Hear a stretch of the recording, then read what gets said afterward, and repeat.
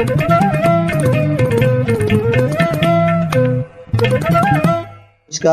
देवरिया की आवाज रेडियो केसरी से प्रस्तुत है स्थानीय हालचाल। पहले मुख्य हालचाल।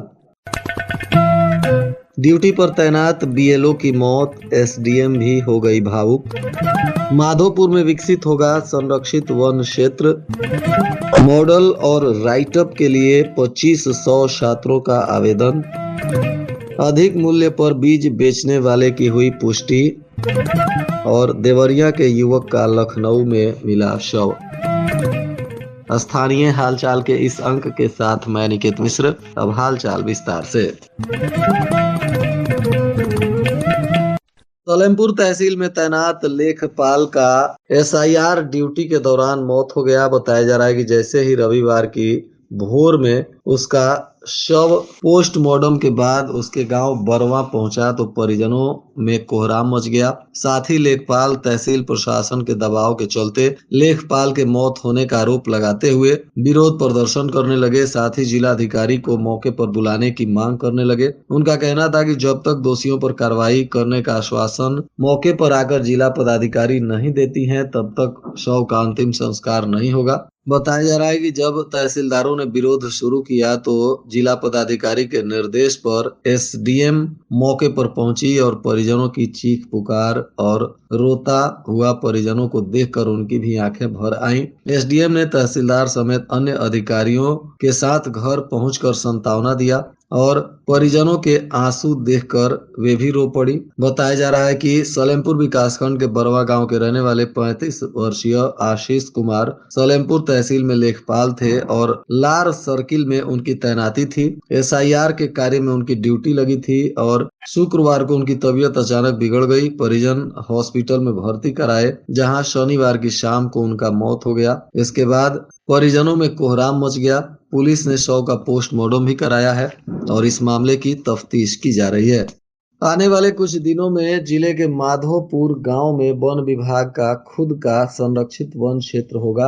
विभाग ने सारी औपचारिकताएं पूरी करने के बाद वन क्षेत्र को राजपत्र में गजट कराने के लिए फाइल शासन को भेज दी है। वन क्षेत्र विकसित हो जाने के बाद इसमें छोटे वन्य जीव जंतुओं की सुरक्षा के साथ साथ दुर्लभ प्रजाति के पौधों को भी विकसित किया जा सकेगा। भारतीय वन अधिनियम 1972 के अंतर्गत संरक्षित और आरक्षित वन क्षेत्र की व्यवस्था है। इसके तहत वन विभाग जगह जगह काश्तकारों की जमीन में अपना नर्सरी तैयार करता है और बीते कुछ वर्षों से वन विभाग सदर तहसील के माधोपुर गांव में संरक्षित वन क्षेत्र विकसित करने की प्रक्रिया में भी जुटा हुआ है। वीर गाथा प्रोजेक्ट 5.0 के पोर्टल पर जिले के 878 विद्यालयों के 2500 से अधिक छात्र छात्राओं ने अपना मॉडल और राइट अप अपलोड किया है।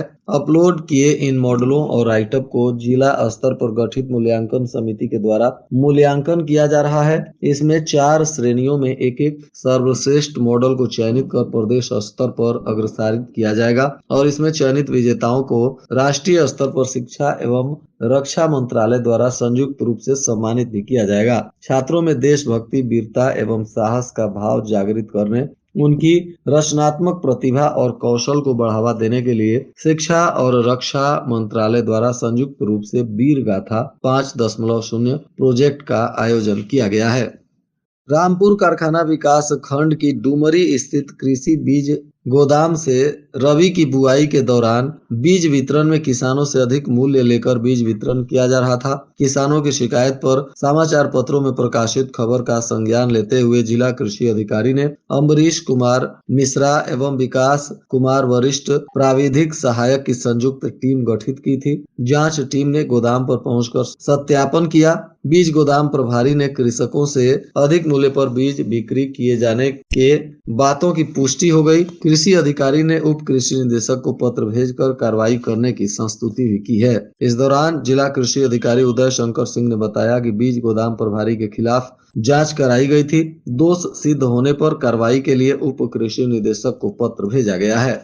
इधर गौरी बाजार थाना क्षेत्र के इटवा सिरजम गांव निवासी सतीश चंद का शव लखनऊ के कैसर बाग स्थित रॉयल होटल के एक कमरे में फंदे से लटकता मिला। लखनऊ पुलिस ने देवरिया पुलिस को इसकी सूचना दी, जिसके बाद परिवार में मातम छा गया। सतीश उत्तराखंड में नौकरी करता था और कुछ दिन पहले परिवार के साथ देवरिया में अपनी बुआ की शादी में शामिल होने आया था। शादी के बाद उसे दोबारा उत्तराखंड में अपनी नौकरी पर लौटना था। 24 नवंबर को सतीश अपने परिवार को इटवा सिरजम बैतालपुर छोड़कर उत्तराखंड के लिए निकला था। इसके बाद परिवार ने उससे संपर्क करने की कोशिश की, लेकिन उसका मोबाइल बंद मिला। परिजन चिंतित हो गए। इसी बीच 26 नवंबर को सतीश ने अचानक अपना मोबाइल ऑन किया और परिवार से बात करते हुए बताया कि वह लखनऊ में है और यहीं से उत्तराखंड के लिए निकल जाएगा। इसके बाद उसका मोबाइल फिर से बंद हो गया। लगातार संपर्क न होने पर परिवार ने 27 नवंबर को गौरी बाजार थाने में उसकी गुमशुदगी दर्ज कराई। उसी दिन शाम को लखनऊ पुलिस ने देवरिया पुलिस से संपर्क कर सूचना दी कि कैसर बाग स्थित रॉयल होटल के कमरे में एक युवक का शव फंदे से लटकता मिला है। मौके से मिले आधार कार्ड के आधार पर मृतक की पहचान सतीश चंद पुत्र विजय आनंद निवासी इटवा सिरजम के रूप में हुई है। सूचना मिलते ही परिवार के लोग लखनऊ पहुंचे। पुलिस ने पंचनामा और पोस्टमार्टम की प्रक्रिया पूरी कर शव को परिजनों को सौंप दिया।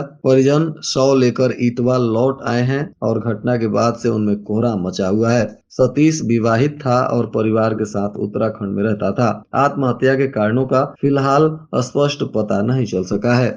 भाटपारानी थाना क्षेत्र के बड़का गांव में घरों के पास गंदा पानी जमा होने से ग्रामीणों को भारी परेशानी का सामना करना पड़ रहा है। सरफराज, सतनाम, आतिश और सूरज साहनी जैसे स्थानीय निवासियों ने बताया कि उचित व्यवस्था नहीं होने के कारण जल निकासी की समस्या हो रही है और पानी लंबे समय से सड़ रहा है, जिससे उठने वाली दुर्गंध से लोगों का जीना मुश्किल हो गया है। यह जल जमाव रेलवे गेट नंबर 114 से मस्जिद की ओर जाने वाले रास्ते पर हसमुद्दीन के घर से सटा हुआ है। हसमुद्दीन ने बताया कि उन्हें और उनके परिवार को, खासकर घर के छोटे बच्चों और बुजुर्ग महिलाओं को सांस लेने में काफी परेशानी होती है।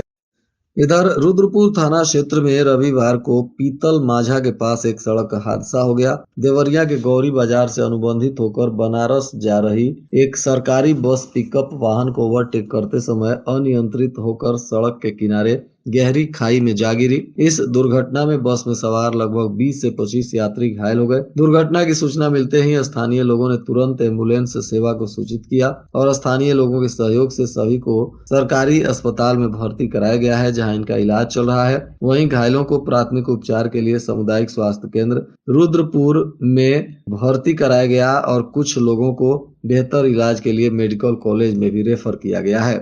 इस दुर्घटना में जो लोग घायल हैं उनमें बताया जा रहा है कि समृद्धि बर्नवाल उम्र 17 वर्ष, दिवाकर पांडे उम्र 60 वर्ष, सुरेश राजभर उम्र 57 वर्ष, मंजू उम्र 40 वर्ष, उर्मिला 45 वर्ष और कुंती उम्र 50 वर्ष, मानवी उम्र 12 वर्ष, प्रमीला उम्र 35 वर्ष, गीता उम्र 30 वर्ष, उत्तम 38 वर्ष, अर्चना 15 वर्ष और संजू 22 वर्ष तथा अमित उम्र 17 वर्ष बताया जा रहा है। महर्षि देवराहा बाबा मेडिकल कॉलेज के गायनी विभाग में डीएनबी कोर्स की मान्यता के लिए एनएमसी की ओर से नामित टीम ने निरीक्षण किया। इस दौरान कोर्स के लिए निर्धारित मानकों के बारे में जानकारी ली गई, भौतिक सत्यापन किया गया और संसाधनों तथा विभिन्न वार्डों, मरीजों को मिलने वाली सुविधाओं समेत अन्य बिंदुओं पर भी जानकारी ली गई। मेडिकल कॉलेज गायनी विभाग में डीएनबी कोर्स के लिए प्रक्रिया की जा रही है। इसके मद्देनजर एनएमसी और नामित टीम मानकों की जांच कर रही है। एक महिला डॉक्टर के नेतृत्व में टीम के साथ उप प्राचार्य श्वेता सिंह एमसीएच विंग स्थित महिला अस्पताल पहुंची और एक एक बिंदुओं पर जांच पड़ताल किया गया। परिषदीय विद्यालयों में अध्ययनरत बच्चों के यूनिफॉर्म, स्वेटर, जूता, मोजा और स्टेशनरी के लिए डीबीटी के माध्यम से धनराशि भेजी जाने वाली है। इसकी तैयारियां पूरी कर ली गई हैं और जल्द ही इस धनराशि को 13,075 बच्चों के अभिभावकों के खाते में भेजा जाएगा। इस धनराशि से बच्चों का ड्रेस युक्त फोटो डीबीटी पोर्टल पर अपलोड करने का निर्देश भी दिया गया है। और आज के मौसम का तापमान देवरिया में न्यूनतम 13 डिग्री सेल्सियस और अधिकतम 26 डिग्री सेल्सियस रहने की संभावना है। अंत में मुख्य हालचाल एक बार फिर। ड्यूटी पर तैनात बीएलओ की मौत, एसडीएम भी हो गई भावुक। माधोपुर में विकसित होगा संरक्षित वन क्षेत्र। मॉडल और राइटअप के लिए 2500 छात्रों का आवेदन। अधिक मूल्य पर बीज बेचने वाले की हुई पुष्टि। और देवरिया के युवक का लखनऊ में मिला शव। इसके साथ ही रेडियो केसरी से प्रसारित स्थानीय हालचाल का यह अंक समाप्त हुआ। नमस्कार।